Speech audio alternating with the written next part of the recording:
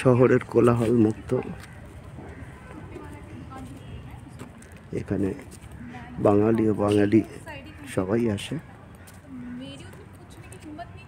এটা সম্ভবত বড় অনুষ্ঠান মঞ্চ।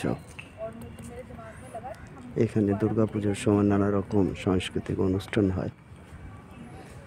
আর এই হচ্ছে মূল কালী মন্দির।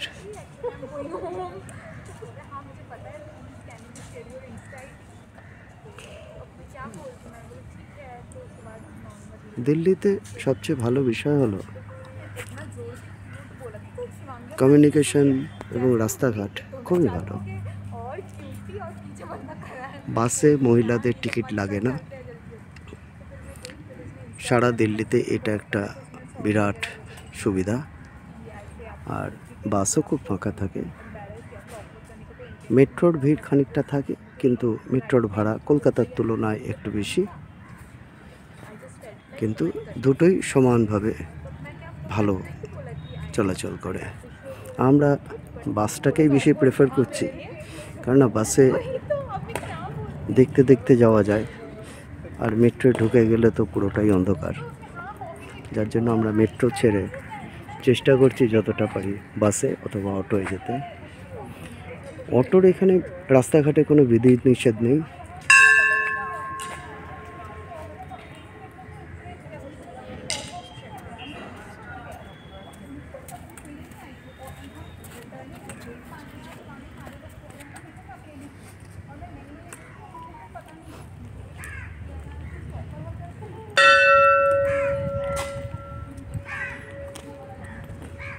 ঈশ্বর থাকুক না থাকুক, এখানে এলে মনটা হালকা হয়ে যায়।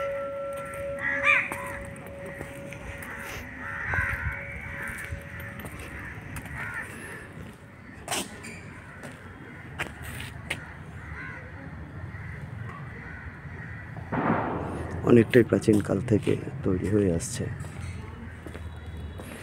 স্বাধীনোত্তর যে সময়, সেই সময় থেকে পূর্ববঙ্গ থেকে চলে আসা, খানিকটা নিজেদের জমি ছেড়ে চলে আসা, তারপরে নিজেদের মতো করে একটা সোসাইটি গড়ে তোলা, আজকে চিত্তরঞ্জন পার্ক সহ মহিমায় দাঁড়িয়ে।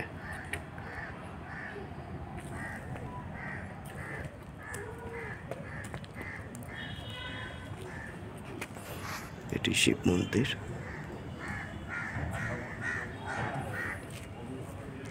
সন্ধে 6টা থেকে 7টা পর্যন্ত আরতি হয়, আবার সকালে 10টা থেকে 12টা পর্যন্ত আরতি হয়।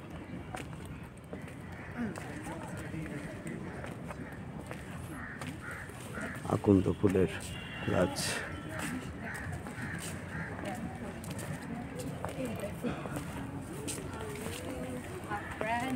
Who can you tell? Nobody. Oh, no.